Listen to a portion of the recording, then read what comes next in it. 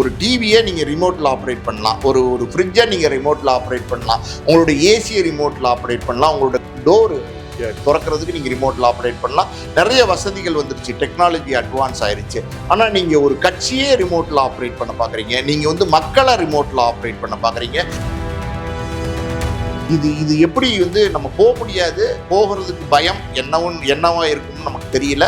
So போகாமல் இப்படி ஒரு எப்படி சொல்கிறது, ஒரு பெரிய ஒரு ஏசி அரங்கத்தில், ஒரு திருமண மண்டபத்தில் எல்லாரையும் கூப்பிட்டு ஆறுதல் கொடுத்து அவங்களுக்கு விருந்து வேற கொடுத்து அனுப்பிச்சிருக்காரு. வேதனையான இந்த விஷயம். இப்படி இருக்கிற சூழ்நிலை இந்த ஜனநாயகன் படத்தினுடைய நெருக்கடி, அது ரிலீஸ் பண்ணணும், அமேசான் பிரைம்க்கு குறித்த தேதியில் கொடுக்கணுங்கிறதுக்காண்டி தான் இந்த செட்டப்லாம் பண்ணியிருக்கிறதா ஒரு தகவல் வருது. அப்பாவோட இன்ஃப்ளூயன்ஸ் இல்லாமல் தனியாக வரணும்னு முயற்சி பண்ணால் கூட அவர் விஜய் பையனாக தான் அடையாளப்படுத்தப்படுவார். ஜெய்சன் சஞ்சய்னா யார் அப்படின்னா விஜயோட பையன் தான் எல்லாருமே பேசுவாங்க. இப்படி இருக்கும்போது அவர் தனியாக வரணும்னு முயற்சி பண்ணி லைக்காவில் ஒரு படம் கமிட் ஆனார். அந்த படமே எப்படி கமிட் ஆச்சுன்னா, சிவார்ஸை அஜித் தான் லைக்கா ப்ரொடக்ஷனுக்கு பண்ணியிருக்கிறாங்க. இன்னைக்கு விஜய்க்கு ஈக்குவலாக இருக்கிற அஜித், இவங்கெல்லாம் யாராவது ரஜினி எந்த மேடையிலையாவது என்னுடைய கேரியரின் உச்சம், நான் உழைச்சி வந்தேன் அப்படிங்கிற வார்த்தையை பயன்படுத்தியிருக்காரா, இல்லை கமலஹாசன் பயன்படுத்திருக்காரா, இல்லை அஜித் தான் பயன்படுத்திருக்காரா? இவங்கெல்லாம் இப்போ சினிமாவில் நடிகர்கள் கிடையாதா? இவங்களாம் பிரபலங்கள் கிடையாதா? இவங்களுக்குலாம் ரசிகர்கள் கூட்டம் கிடையாதா? இவங்களுக்குலாம் வியாபாரம் கிடையாது? என்ன சார் இது பேச்சு? என்ன பேச்சு இது? இன்னொரு விஷயம் நான் சொல்றேன் சார். அதாவது அக்டோபர் 27 இன்னைக்கு இந்த கரூர் பாதிக்கப்பட்டவர்களை சந்திச்ச இதே நாளில் தான் விஜயோடைய முதல் மாநாடு நடந்துச்சு. போன வருஷம் அக்டோபர் 27, 2024 நடந்துச்சு இந்த விக்கிரவண்டி மாநாடு. இந்த விக்கிரவண்டி மாநாட்டில் 2 இளைஞர்கள் மாநாட்டுக்கு வந்துட்டு போனவங்க இறந்து போயிட்டாங்க. ஸோ அந்த இளைஞர்கள் சார்பாக இன்னைக்கு திருச்சி ஃபுல்லாக போஸ்ட் ஓட்டியிருக்காங்க. தெரியுமா உங்களுக்கு? திருச்சி ஃபுல்லாக போஸ்ட் ஓட்டிருக்காங்க. என்ன ஓட்டியிருக்காங்க அப்படின்னா, அண்ணா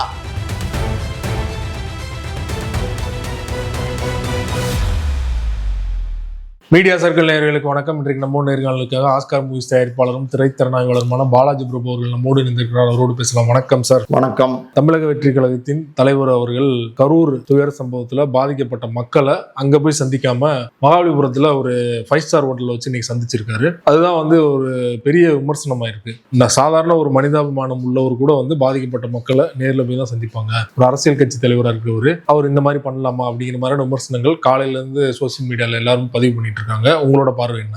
நடிகர் விஜய் தடாலடியா தாவேக கட்சி ஆரம்பிச்சு அரசியல் தலைவராக வந்தப்போ பார்த்தீங்கன்னா நிறைய பேர் விமர்சனம் பண்ணாங்க. என்ன விமர்சனம் பண்ணாங்கன்னா, விஜய்க்கு என்ன அரசியல் தெரியும், என்ன அரசியல் அறிவோட விஜய் அரசியல் பண்ண வந்திருக்காரு அப்படிங்கிற மாதிரி நிறைய விமர்சனங்கள் இருந்துச்சு. நம்மளுமே பார்த்தீங்கன்னா விஜய் அரசியல் தெரியாம ஆழம் தெரியாம உள்ள வந்திருக்கிறார் அப்படிங்கிற விமர்சனங்களை பண்ணிட்டு இருந்தோம். ஸோ நிறைய இடங்கள்ல விஜய் போற இடங்கள்ல எல்லாமே பார்த்தீங்கன்னா பயங்கரமான கூட்டங்கள் வந்துட்டுச்சு. இப்படிதான் இருக்கிற சூழ்நிலையில கரூர் பரப்புரையில கரெக்டா செப்டம்பர் 27, இன்னைக்கு அக்டோபர் 27, கடந்த மாதம் செப்டம்பர் 27 இன்னைக்கு நம்ம பேசிட்டு இருந்த நேரத்துல தான் பாத்தீங்கன்னா அந்த தள்ளுமுள்ளு நடந்திருக்கு. கிட்டத்தட்ட 41 பேர் இறந்து போயிட்டாங்க. அந்த 41 பேர் இறந்ததுக்கு அப்புறம் ஒரு மாசமா விஜய் ஒரு 4 நிமிஷம் வீடியோ மட்டும் விட்டுட்டு மௌனமா இருக்கார். எந்த விதமான அரசியல் செயல்பாடும் இல்லாம இருக்கார். ஒரு தாவேக்கா ஒரு பெரிய கட்சின்னு அவர் சொல்லிக்கிறார். இன்னொரு பக்கம் பாத்தீங்கன்னா அந்த 2ஆம் கட்ட தலைவர்கள் அவர்களாவது யாராவது ஏதாவது அறிக்கையோ ட்விட்டோ இல்ல கட்சியில என்ன நடக்குது அப்படிங்கிறதை தெளிவுபடுத்தியிருக்காங்களா, ஏதோ அறிக்கை கொடுத்துருக்காங்களா அப்படின்னா அதுவும் கிடையாது. ஸோ இந்த விஜயும் ஒரு தலைவரும் மௌனமா இருக்காரு. 2ஆம் கட்ட தலைவர்களும் மௌனமா இருக்காங்க. பாதி பேர் தலைமறைவா இருந்தாங்க, அப்படிதான் நம்ம சொல்லணும். ஸோ இப்படி இருக்கிற சூழ்நிலையில தொண்டர்கள், அதாவது தாவேக தொண்டர்கள் என்ன செய்யறது, இந்த மாதிரி ஒரு அசம்பாவிதம் நடந்திருக்கு, தலைமையிலிருந்து எந்த உத்தரவுமே வரலையே, நம்ம எப்படி செயல்படுறது, அடுத்து நம்ம எப்படி மக்களை சந்திக்கிறது அப்படிங்கிற மாதிரியான கேள்விகளுக்கு பதில் தெரியாம இருந்தாங்க. இன்னொரு பக்கம் பார்த்தீங்கன்னா தாவேக சார்ந்து, அதாவது ஊடகங்கள்ல பேசக்கூடிய பல பேர் பிரபலங்கள்லாம் பார்த்தீங்கன்னா தலைமையிலிருந்து எந்த விதமான உத்தரவும் வராதனால அவங்களும் ஊடகங்கள்லையுமே எதுவுமே பேசல. மொத்தத்துல பாத்தீங்கன்னா ஒரு மாசமா தாவேகா சைலண்ட் மோட்ல இருக்கு அப்படின்னு சொல்றதை விட சுவிட்ச் ஆஃப் மோடுக்கே போயிடுச்சு. ஒரு கட்சியே ஒரு மாசமா சுவிட்ச் ஆஃப் மோட்ல இருக்கு அப்படின்னா இது தாவேகா மட்டும்தான் அப்படின்னு நம்ம சொல்லலாம். சரி, இந்த சம்பவம் நடந்ததுக்கு அப்புறம் விஜய் ஷாக் ஆயிருப்பாரு, டென்ஷன் ஆயிருப்பாரு. புதுசா அரசியலுக்கு வந்த இடத்துல இப்படி ஒரு பதட்டமான சூழ்நிலையை விஜய் இது வரைக்கும் சந்திச்சிருக்க மாட்டாரு. அது எப்படி கையாளுங்கிறது தெரியாம தவிச்சிட்டு இருப்பாரு. இப்படி எப்படியாவது நம்ம எடுத்துக்கிட்டா கூட இந்த இந்த இந்த விஜய் வீட்டிலிருந்து வெளியே வரும்போது இந்த 41 பேர் கரூர் சம்பவம், துயர சம்பவம், இறந்த சம்பவம் விஜய் ஒரு பக்குவப்பட்ட அரசியல்வாதியா மாத்திருக்கும். அடுத்து அவர் வரும்போது நிச்சயமா அவருடைய இலக்கு வந்து நிச்சயமா வீர் கொண்டு வருவாங்கன்னு சொல்லுவாங்கல்ல, அந்த மாதிரி வீர் கொண்டு வரக்கூடிய ஒரு மனிதரா இருப்பாரு, ஒரு தலைவரா இருப்பாருன்னு எல்லாருமே எதிர்பார்த்தாங்க, நான் உட்பட. ஆனா இன்னைக்கு வந்து இந்த மகாபலிபுரம் பக்கத்துல ஒரு மண்டபத்துல வந்து அந்த 41 பேர் இறந்த குடும்பத்தை வேனு கிட்டத்தட்ட 5 வேன் வச்சு கொண்டு வந்து அவங்கள ஒரு ஹோட்டல்ல தங்க வச்சு இன்னைக்கு காலையில வந்து அவங்கள எல்லாருமே சந்திச்சிருக்காரு, ஆறுதல் சொல்லியிருக்காரு.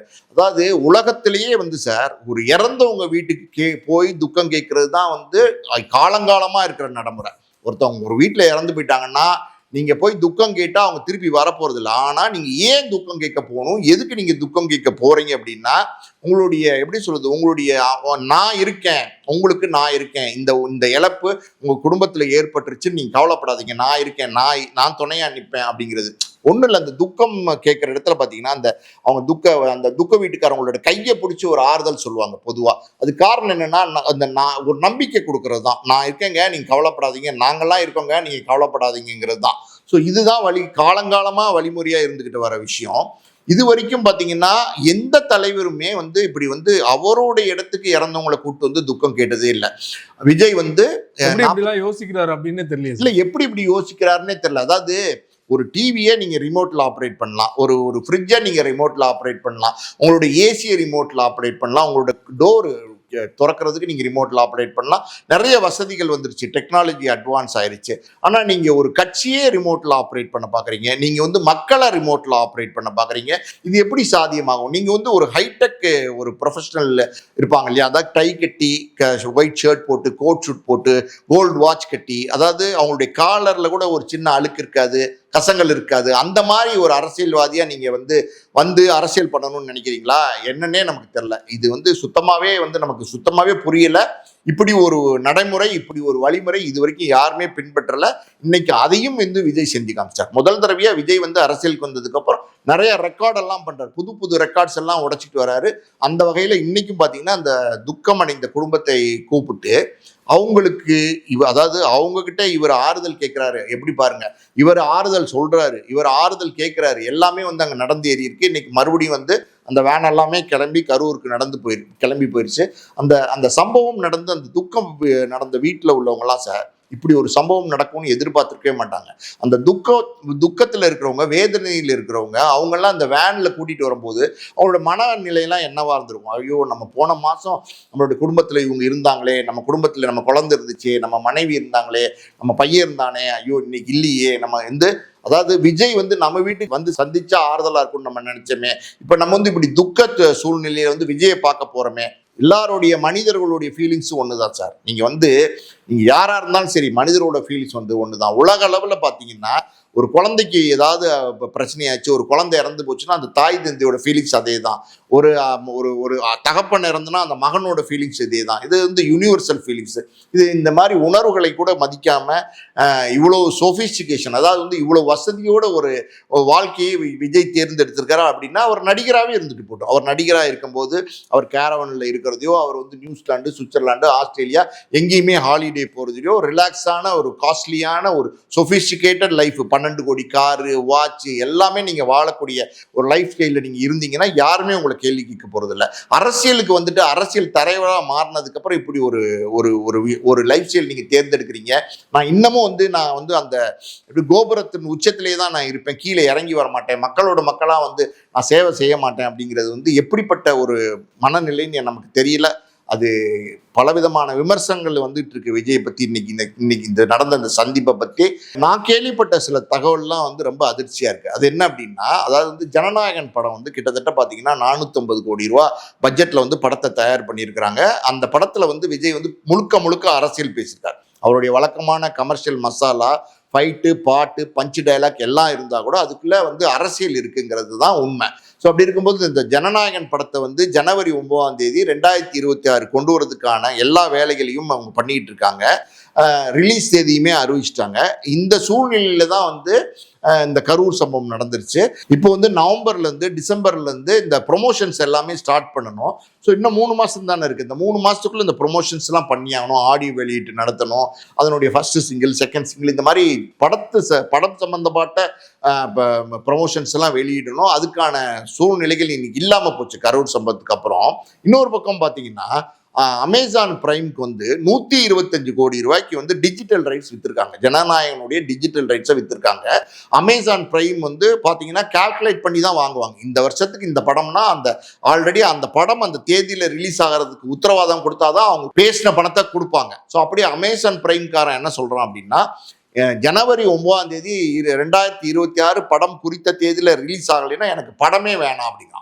ஸோ இதனால் என்ன ஆகுதுன்னா, கிட்டத்தட்ட ஒரு 125 கோடி ரூபாய்க்கு கொடுத்த ஒரு டிஜிட்டல் ரைட்ஸ் இப்போ மறுபடியும் அதுக்கு பணம் வரல, அது வந்து விற்காம போச்சு அப்படின்னா சிக்கலாயிரும், பெரிய தொகை வந்து வராமல் போயிடும். அப்படிங்கிறதுனால இந்த மாதிரி சில நெருக்கடிகள் இருக்கிறதுனால தான் இதுக்கு எப்படி முற்றுப்புள்ளி வைக்கிறது. கரூருக்கு போகிறதுக்கு விஜய்க்கு பயம். கரூருக்கு போனால் என்ன ஆகும்? ஒன்றுமே ஆகாது. கரூர் போய் சம்பந்தப்பட்ட பாதிக்கப்பட்ட குடும்பங்களுக்கு ஆறுதல் சொன்னால் என்ன ஆகும்? ஒன்றுமே ஆகாது. இன்னும் உங்களுடைய செல்வாக்கு தான் உயர்ந்திருக்கும், உங்களுக்கு மரியாதை தான் உயர்ந்திருக்கும். ஆனால் இது எப்படி வந்து நம்ம போக முடியாது, போகிறதுக்கு பயம் என்னவா இருக்கும்னு நமக்கு தெரியல. ஸோ போகாமல் வந்து இப்படி வந்து ஒரு எப்படி சொல்கிறது, ஒரு பெரிய ஒரு ஏசி அரங்கத்தில் ஒரு திருமண மண்டபத்தில் எல்லாரையும் கூப்பிட்டு ஆறுதல் கொடுத்து அவங்களுக்கு வந்து விருந்து வேற கொடுத்து அனுப்பிச்சிருக்காரு. வேதனையான இந்த விஷயம். இப்படி இருக்கிற சூழ்நிலை இந்த ஜனநாயகன் படத்தினுடைய நெருக்கடி, அது வந்து ரிலீஸ் பண்ணணும், அமேசான் பிரைம்க்கு குறித்த தேதியில் கொடுக்கணுங்கிறதுக்காண்டி தான் இந்த செட்டப்லாம் பண்ணியிருக்கிறதா ஒரு தகவல் வருது. அது உண்மையும் கூட.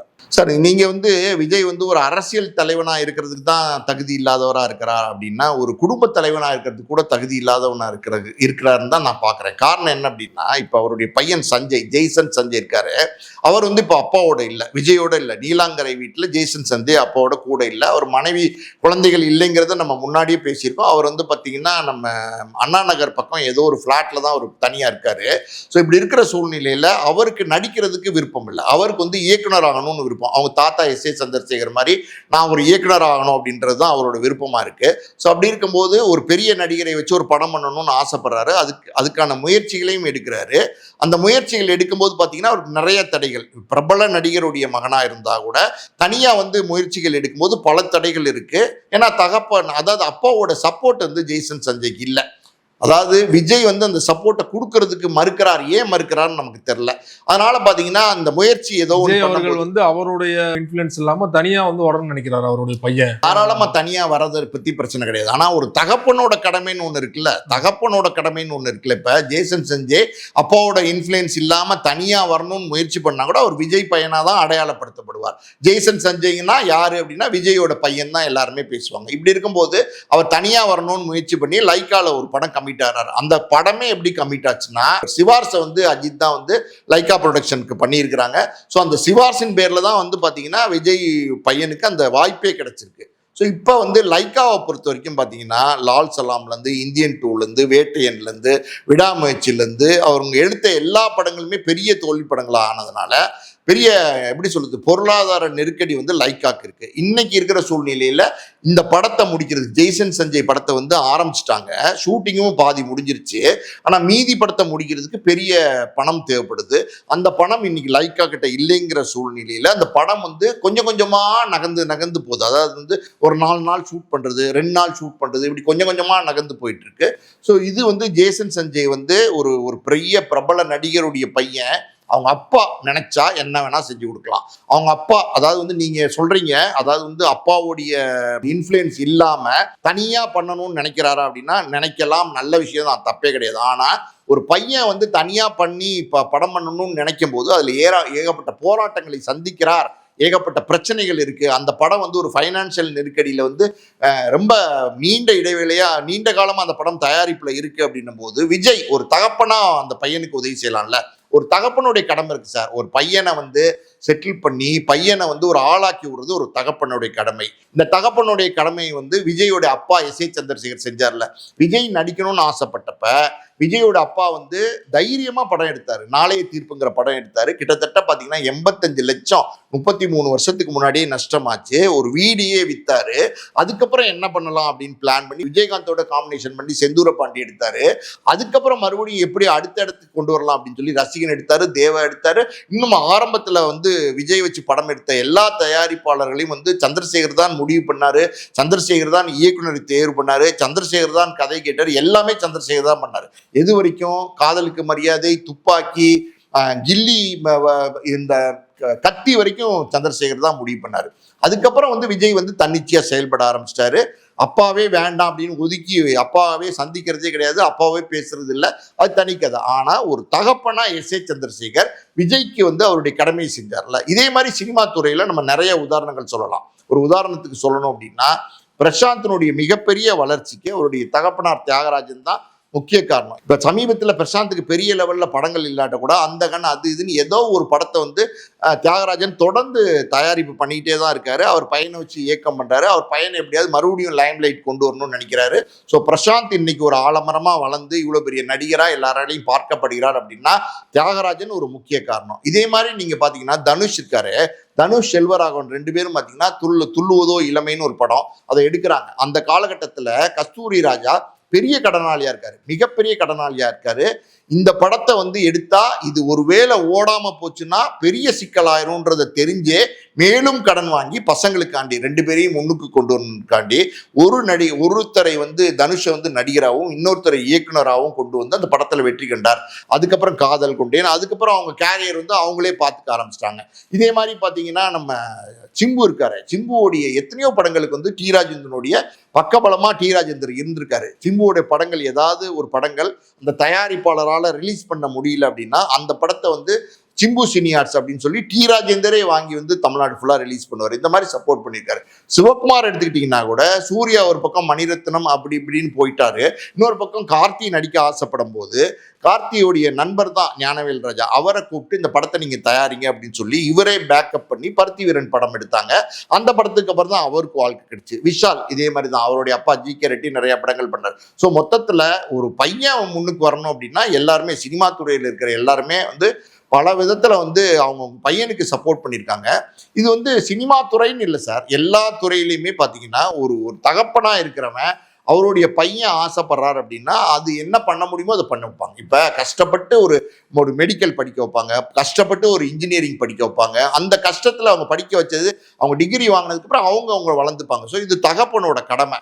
இந்த கடமையை கூட விஜய் வந்து செய்ய மாட்டேங்கிறார். அதாவது ஒரு கண்ணுக்கு நேர நம்ம அவருடைய பையன் அவ்வளோ பெரிய உச்சத்துல இருக்கிற ஒரு நடிகர், தாவேக்காங்கிற ஒரு கட்சியினுடைய மிகப்பெரிய பிரச்சனை பையனோட, அதாவது நம்ம குடும்பத்துக்குள்ள பிரச்சனை சார். நம்ம ரொம்ப டீட்டெயிலா உள்ள போக வேண்டாம். நமக்கு கண்ணுக்கு தெரியுது இல்ல, விஜய் வந்து அவங்க அம்மா அப்பாட்ட பேசுறது இல்லைங்கிறது தெரியுது. விஜய் வந்து அவங்க கணவன் மனைவி சேர்ந்து இல்லை, அதை நம்ம பத்தி பேசக்கூடாது. விஜய் வந்து குழந்தைங்களோட சேர்ந்து இருக்கிறாரா அப்படின்னா அதுவும் கிடையாது. ஸோ மொத்தத்துல பாத்தீங்கன்னா விஜய் குடும்பம் அப்படிங்கிறது அம்மா அப்பா ஒரு மனைவி குழந்தைங்க அவங்களோட ஒன்னா இல்லை. இன்னொரு பக்கம் நண்பர்கள் யாராவது நெருக்கமா இருக்காங்களா அப்படின்னா 1-2 பேர் இருக்காங்களே தவிர பெருசா இல்லை. ஸோ விஜய் அவங்க சார்ந்தவங்களே வந்து நெருங்க விடுறது இல்லை. விஜய் வந்து எல்லாருக்கிட்ட இருந்து தூரமா இருக்காரு. நீங்க ஒண்ணுமே இல்லை சார், நீங்க 1000 கோவமே இருக்கட்டுமே ஒரு போனை போட்டு தம்பிங்க வா என்ன உனக்கு பிரச்சனை, வா நான் என்ன அப்பா உனக்கு பண்றேன், அப்பா உனக்கு பண்ண மாட்டேன்னா நான் இருக்கேன்டா, நான் உனக்கு நீ என்னடா வேணும் உனக்கு அப்படின்னு விஜயால் ஒரு 10 கோடி கொடுக்க முடியாதா, 20 கோடி கொடுக்க முடியாதா, ஜெய்சன் செஞ்சிக்கு ஒரு படத்தை எடுத்து கொடுக்க முடியாதா, எடுக்கிறதுக்கு சப்போர்ட் பண்ண முடியாதா?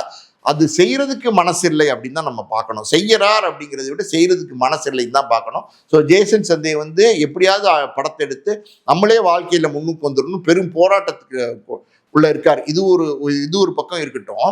நான் வேறு சில விஷயங்களும் சொல்றேன். அது என்ன அப்படின்னா, இப்ப விஜய் வந்து மாநாட்டில் பேசுறாரு, அதாவது விக்கிரவண்டி மாநாட்டில் பேசுறாரு. என்ன பேசுறாருன்னா என்னுடைய கேரியரின் உச்சம் அப்படின்னாரு. என்னுடைய கேரியரின் உச்சம் அதை நான் விட்டுட்டு வரேன் அப்படிங்கிற வார்த்தையை வந்து அழுத்தி வந்து அந்த மாநாட்டில் பேசுறாரு. நான் வந்து கேட்குறேன் சார், இது வந்து ஒரு ஆணவமான வார்த்தை கிடையாதா? நான் கேட்குறேன், இது ஒரு ஆணவமான வார்த்தை கிடையாதா? அதாவது அரசியல் என்பது பார்த்தீங்கன்னா மக்கள் சேவை, மக்கள் சேவைக்கு நீங்கள் வரீங்க, பொது சேவைக்கு நீங்கள் வரீங்க, மக்களுக்காண்டி சேவை பண்ணுறதுக்கு நீங்கள் வரீங்க. ஒரு சேவை பண்ணுறதுக்கு வர ஒரு தலைவன் இந்த மாதிரி வந்து என்னுடைய கேரியரின் உச்சம் அதை விட்டுட்டு நான் வரேன் அப்படின்னு சொல்றது ஒரு ஆணவமான வார்த்தை, ஒரு சுப்பீரியரான வார்த்தை. ஒரு சேவை மனப்பான்மையோட வரவன் இப்படி பேசவே மாட்டான். யாருமே வந்து சேவை மனப்பான்மையோட வரவங்க இப்படி பேசவே மாட்டாங்க. ஆனா அப்படி பேசினார் விஜய். நான் ஒரே ஒரு விஷயம் இந்த இடத்துல கோடிட்டு காட்ட விரும்புகிறேன். அதாவது வந்து இது வரைக்கும் தமிழ்நாட்டில் ஜாம்பவான்கள் பல பேர் வந்து அரசியல் பண்ணியிருக்காங்க. காமராஜர்லேருந்து, அண்ணாலேருந்து, கலைஞர்லேருந்து, எம்ஜிஆர்லேருந்து, ஜெயலலிதாலேருந்து பல பேர் வந்து அரசியல் பண்ணியிருக்காங்க. யாராவது இப்படி ஒரு வார்த்தையை பயன்படுத்தியிருக்காங்களா? என்னுடைய கேரியரின் உச்சம் அப்படிங்கிற வார்த்தையை யாராவது பயன்படுத்தியிருக்காங்களா? நான் ஏன் இதை சொல்கிறேன்னா, கலைஞர் வந்து சினிமாலேருந்து தான் வந்தார், எம்ஜிஆர் சினிமாலேருந்து தான் வந்தார், ஜெயலலிதா அம்மையார் சினிமாலேருந்து தான் வந்தாங்க. இவங்கெல்லாம் வந்து பயன்படுத்தியிருக்காங்களா இந்த மாதிரி வார்த்தையை? அரசியலுக்கு வந்திருக்காங்க. இவங்களாம் அரசியல் அரசியல் தானே பண்ணாங்க. இவங்கெல்லாம் இந்த மாதிரி வார்த்தையில பயன்படுத்திக்கிறாங்களா? எந்த காலத்திலேயாவது இப்படி ஒரு வார்த்தை, ஒரு ஆணவமான வார்த்தை இந்த தலைவர்கள் எல்லாம் பயன்படுத்தி நீங்க பார்த்திருக்கீங்களா? அப்படி இருக்கும்போது இது என்ன வார்த்தை? என்னுடைய கேரியரின் உச்சத்தை விட்டுட்டு நான் வரேங்கிறது ஒரு ஆணவமான வார்த்தை, ஒரு திமிர்த்தனமான வார்த்தை. நான் கேட்கிறேன், உங்களை யார் வந்து உங்களோட கேரியரை விட்டுட்டு வர சொன்னா?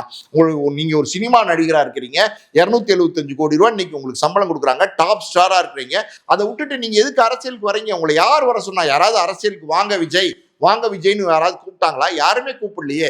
நீங்களா திடீர்னு ஒரு முடிவு எடுத்தீங்க. நீங்களா 1.5 வருஷத்துக்கு முன்னாடி ஒரு கட்சியை தொடங்குனீங்க, மாநாட்டை நடத்துனீங்க, நீங்களா உள்ள வந்துட்டீங்க. அதே மாதிரி நான் உழைச்சு வந்தேன் அப்படிங்கிறாரு. இவர் உழைச்சு வந்தேன்னு சொல்றதுக்கு தகுதியே இவர் கிடையாது. இவர் எப்படி உழைச்சு வந்தாரு? அவங்க அப்பா வந்து தொடர்ந்து 4 படங்கள் எடுத்தாரு, அப்புறம் வெளிப்படங்களை வந்து கமிட் பண்ணி கொடுத்தாரு. அதுக்கப்புறம் கூட தொடர்ந்து வந்து அப்பா வந்து படங்கள் தேர்ந்தெடுத்து கொடுத்தாரு. படங்கள் தொடர்ந்து பாத்தீங்கன்னா அப்பாவோட இன்ஃபுளுன்ஸ்ல வந்த பல நடிகர்கள் காணாம போயிட்டாங்க இல்லையா? இவர் டாப் ஸ்டார் ஆனது இவருடைய உழைப்பு இருக்கு இல்லையா? உழைப்பு இல்லைன்னு சொல்லல சார். இதெல்லாம் வந்து சொல்ல வேண்டிய அவசியம் இல்லைன்னு தான் நான் சொல்றேன். நான் உழைச்சு வந்தேன் அப்படின்னா எம்ஜிஆர் உழைச்சு வரலையா? எம்ஜிஆர் உழைச்சு வரலையா? கலைஞர் உழைச்சு வரலையா? ஜெயலலிதா அம்மையார் உழைச்சு வரலையா? அண்ணா உழைச்சு வரலையா? காமராஜர் உழைச்சு வரலையா? இவங்கெல்லாம் உழைச்சு வரலையா? இவங்கெல்லாம் வந்து சும்மா வந்து அதை வந்து எப்படி சொல்றது, ஏசி ரூம்ல கார்ல, பென்ஸ் கார்ல வந்து இறங்கி அரசியல் பண்ணாங்களா? கிடையாது சார். எல்லாமே அவங்களுடைய உழைப்பை போட்டு தான் வந்திருக்கிறாங்க. அவங்கெல்லாம் யாராவது இந்த மாதிரி வார்த்தைகளை பயன்படுத்திக்கிறாங்களா? இந்த மாதிரி நான் உழைச்சு வந்தேன், கேரியரின் உச்சங்கிற மாதிரியான வார்த்தைகளை பயன்படுத்திருக்கிறாங்களா? யாருமே பயன்படுத்தாத வார்த்தைகளை நீங்க பயன்படுத்தி தானே சார் சொல்றாங்க. தமிழ் சினிமால இப்போதைக்கு அவர் தானே உச்சத்துல இருக்காரு. தாராளமா நீங்க சொல்ற பாயிண்ட் கரெக்ட். ஏன் தமிழ் சினிமால விஜய் மட்டும் தான் உச்சத்துல இருக்காரா? கமல், ரஜினி இல்லையா? அஜித் இல்லையா? என்னைக்காவது தமிழ் சினிமால அரசியல் சம்பளம் வாங்குறவர் யார் சார்? விஜய் அவர்கள். யாரா வேணா இருக்கு சார். விஜய் சம்பளம் வாங்குறதுக்காண்டி விஜய் பெரிய நடிகர் சொல்ல முடியாது. சூப்பர் ஸ்டார் தான். கமலஹாசன் தான். இன்னைக்கு வந்து விஜய்க்கு ஈக்குவலா இருக்கிற அஜித், இவங்கெல்லாம் வந்து யாராவது வந்து, ரஜினி எந்த மேடையிலையாவது வந்து என்னுடைய கேரியரின் உச்சம், நான் உழைச்சு வந்தேன் அப்படிங்கிற வார்த்தையை பயன்படுத்திருக்காரா? இல்ல கமலஹாசன் பயன்படுத்திருக்காரா? இல்ல அஜித் தான் பயன்படுத்திருக்காரா? இவங்கெல்லாம் வந்து இப்ப சினிமால நடிகர்கள் கிடையாதா? இவங்கெல்லாம் பிரபலங்கள் கிடையாதா? இவங்களுக்கெல்லாம் ரசிகர்கள் கூட்டம் கிடையாதா? இவங்களுக்கெல்லாம் வியாபாரம் கிடையாது? என்ன சார் இது பேச்சு? என்ன பேச்சு? அதாவது நீங்க தாராளமா வாங்க சார். நீங்க வந்து அன்பா, பணிவா, கனிவா நீங்க அரசியல் பண்ணணும் சார். நீங்க அதை விட்டுட்டு வந்து என் ரத்தத்தின் ரத்தமே எம்ஜிஆர் பயன்படுத்தினார்னா அந்த வார்த்தை, அந்த பொருள் தெரிஞ்சு அதுக்கேற்ற மாதிரி அவர் நடந்துக்கிட்டாரு. ஒரு சின்ன தெருவா இருந்தாலும் எம்ஜிஆர் சடசடன்னு இறங்கி போய் ஒரு வயசான பாட்டியா இருந்தா கூட கட்டி பிடிச்சு அரவணைச்சு முத்தம் கொடுத்தாரு. எம்ஜிஆர் முத்தம் கொடுத்தாங்க, எம்ஜிஆருக்கு முத்தம் கொடுத்தாங்க. அதுக்கு எம்ஜிஆர் அனுமதிச்சாரு. விஜய் எல்லாம் அப்படி வந்து அரசியல் பண்ணுவாரா? விஜய்க்கெல்லாம் அப்படி அரசியல் பண்ண முடியுமா? நான் ஒரே ஒரு விஷயம் கேட்கிறேன் சார். ஒரு இன்னைக்கு அரசியலுக்கு வந்துட்டார், அரசியல் மேடை, அரசியல் கூட்டம். இன்னைக்கு நாளைக்கு எலெக்ஷன்னா எல்லா அரசியல் கூட்டத்திலையும் நீங்க போய் உட்கார்ந்துருக்கணும். தலைவன், அந்த கட்சி தலைவன் நீங்க இல்லாம எல்லா அரசியல் கூட்டமும் நடத்த முடியுமா? ஒரு அரசியல் கூட்டங்கிறது 4 மணி நேரம் நடக்கும், 3 மணி நேரம் நடக்கும், 5 மணி நேரம் கூட நடக்கும். அந்த எல்லாரும் பேசணும். அதாவது தோளான் துருக்கு, அங்க இருக்கிறவன் வரவன் போறவன் எல்லாரும் பேசுவாங்க. பேசும்போது நீங்க பொறுமையா அந்த மேடையில 4 மணி நேரம் உட்கார்ந்துருக்கணும். விஜய் உட்கார்ந்துருப்பாரா? அப்படிப்பட்ட பொறுமை விஜய்க்கு இருக்கா? அது கடைசியா நன்றி உரை சொல்லி முடிக்கும் போதுதான், அதுக்கு கூட்டம் களையும் போது தான் நீங்க எந்திரிச்சு போக முடியும். சினிமா விழா கிடையாது. ஒரு ஆடியோ ஃபங்க்ஷனுக்கு வந்து ஒரு பிரபலம் வருவாங்க. அந்த அந்த எப்படி சொல்றது, அந்த கேசட்டை வெளியிட்டு முடிச்சோன்னே முக்கியமான வேலை இருக்கிறதுனால, வேறு ஒரு படப்பிடிப்பு இருக்கிறதுனால அவர் கிளம்புறாரு அப்படின்னு சொல்லிட்டு கிளம்பி போறதுக்கு சினிமா மேடை இல்லை, இது அரசியல் மேடை. அரசியல் மேடைனா அரசியல் மேடையில நீங்க அரசியல் மேடையில ஒரு அரசியல் பண்ற ஆளா ஒரு தலைவனா இருக்கணும். முடியுமா? நான் கேட்கிறேன். என்னைக்காவது வந்து விஜய் வந்து பத்திரிகைகள் படிச்சிருக்காரா சார்? பத்திரிகைகள் படிச்சிருக்காரா? ஏதாவது தினத்தந்தி, தினகரன்ல இருந்து, ஹிந்து, இந்தியன் எக்ஸ்பிரஸ்ல இருந்து, பொலிட்டிக்கல் மேகசின்ல இருந்து ஏதாவது முக்கியமான பத்திரிகைகள் படிச்சிருக்காரா? ஏதாவது வந்து விஜய்க்கு வந்து அந்த பத்திரிகை படிக்கிற பழக்கம் இருக்கா? சரி விடுங்க சார். இன்னைக்கு வந்து கிட்டத்தட்ட பாத்தீங்கன்னா 150-200 யூடியூப் சேனல்ஸ் இருக்கு. யூடியூப் சேனல்ஸ்ல வந்து இன்னைக்கு பல பேர் வந்து அரசியல் கருத்துக்கள் சொல்லிட்டு இருக்காங்க. விஜய்க்கு எதிர்ப்பாகவும் கருத்து சொல்லிட்டு இருக்காங்க, விஜய்க்கு ஆதரவாகவும் கருத்து சொல்லிட்டு இருக்காங்க. அது இல்லாம பாத்தீங்கன்னா பல அரசியல் கருத்துக்கள், பல விதமான கருத்துக்களை வந்து பதிவிட்டு இருக்காங்க. எத்தனையோ விஷயங்கள், எத்தனையோ சம்பவத்துக்கு அவங்க கருத்துக்களை பதிவிட்டு இருக்காங்க. அதெல்லாம் நீங்க என்னைக்காவது உட்காந்து பொறுமையா கேட்டிருக்கீங்களா? அதாவது இன்னைக்கு வர யங்ஸ்டர்ஸ் கூட வந்து நல்ல ஷார்ப்பா பேசுறாங்க.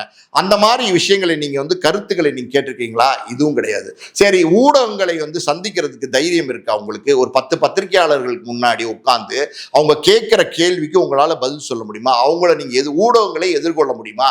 அதுக்கு உங்களால பதில் சொல்ல முடியுமா? அதுவும் கிடையாது. மொத்தத்துல வந்து சார், ஒரு கலைஞர் எல்லாம் பாத்தீங்கன்னா எப்படிப்பட்ட அரசியல் பண்ணாருன்னா, காலையில 4:30 மணிக்கு எந்திரிச்சு உட்கார்ந்துருவாரு. அவரை பார்க்கறதுக்கு 4:30 மணில இருந்தே கூட்டம் வரும். எல்லாருக்கும் காஃபி கொடுத்து கட்சிக்காரங்களை எல்லாரையும் சந்திப்பார். கடைநிலை கட்சிக்காரங்களை கூட சந்திச்சு, எப்ப அந்த கள்ளக்குறிச்சியில வந்து நம்ம குப்புசாமி இருந்தானே அவன் என்ன ஆனா, அவன் எப்படி இருக்கான், அவன் என்ன கரெக்டா பண்றானா என்ன, அங்க இதுல அங்க வந்து ராமசாமி இருந்தானே அவன் என்ன, பேர் சொல்லி சொல்லுவார் சார். அங்க இருக்கிறவங்களை எல்லாம், அங்க கட்சி நிர்வாகிகள் எல்லாம் பேர் சொல்லி சொல்லுவார். விஜய்க்கு வந்து இந்த புஷ்யான, இந்த ஆதவர்ஜுனா, இந்த நிர்மல்குமார் இவங்களை தவிர வந்து வேற யாராவது பேர் வந்து கட்சியில உள்ளவங்க பேர் விஜய்க்கு தெரியுமா, இந்த தொண்டர்கள் பேர் விஜய்க்கு தெரியுமா? இது இது என்ன மாதிரியான அரசியல் சார்? எனக்கு தெரியல. இது புது விதமான அரசியலை தான் நான் பார்க்குறேன். இது இன்னொரு விஷயம் நான் சொல்றேன் சார். அதாவது வந்து அக்டோபர் 27 இன்னைக்கு இந்த இந்த கரூர் பாதிக்கப்பட்டவர்களை சந்திச்ச இதே நாள்ல தான் விஜயோடைய முதல் மாநாடு நடந்துச்சு. போன வருஷம் அக்டோபர் 27, 2024 நடந்துச்சு இந்த விக்கிரவண்டி மாநாடு. இந்த விக்கிரவண்டி மாநாடுல 2 இளைஞர்கள் வந்து மாநாட்டுக்கு வந்துட்டு போனவங்க இறந்து போயிட்டாங்க. ஸோ அந்த இளைஞர்கள் சார்பாக இன்னைக்கு திருச்சி ஃபுல்லா போஸ்ட் ஓட்டியிருக்காங்க. தெரியுமா உங்களுக்கு?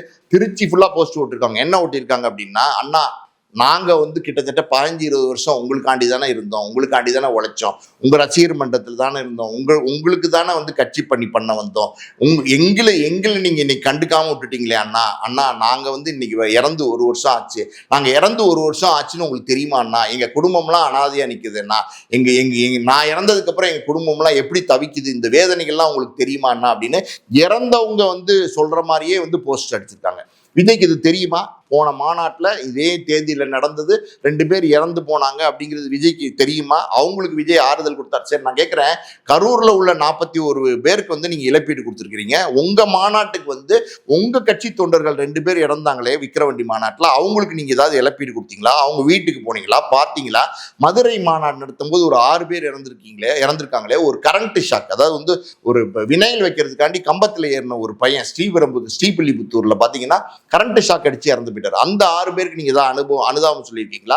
அவங்களுக்கு ஏதாவது வந்து நீங்க வந்து எப்படி சொல்றது, நஷ்டீடு தொகைகள் கொடுத்துருக்கீங்களா?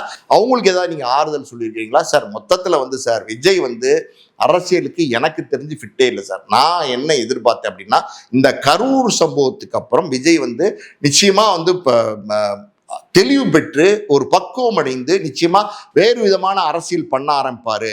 அவருடைய இனிமே பண்ண போற அரசியல் வேற மாதிரி இருக்கும்னு நான் நினைச்சேன். ஆனா இது இல்லை. நான் எப்பவும் நான் அப்படிதான் அப்படிங்கிறாரு. அதாவது உங்கள் விஜய் உயிரென வருவேன் அப்படிங்கிறாரு. அதாவது இந்த பாட்டை வந்து எல்லா பக்கம் பாட விட்டுட்டு இந்த உயிர் போன அந்த குடும்பத்தில் உள்ளவங்களை கூப்பிட்டு இவர் வருவேன்னு சொல்லிட்டு அவங்கள இங்க வர வச்சு பார்த்து, இந்த மாதிரியான சம்பவங்கள் இதுவரைக்கும் அரசியல்ல இருந்ததே இல்லை. விஜய் வந்து மாற்றிப்பார், திருந்துவார், நல்ல அரசியல் பண்ணுவார்னு எதிர்பார்ப்பு இருந்துச்சு. அந்த கடைசி சந்தர்ப்பத்தையும் விஜய் இழந்துட்டார். ரொம்ப நன்றி சார். விஜய் அரசியல் தொடர்பாக பல்வேறு விஷயங்களோட பகிர்ந்து கொண்டீங்க. மிக்க நன்றி.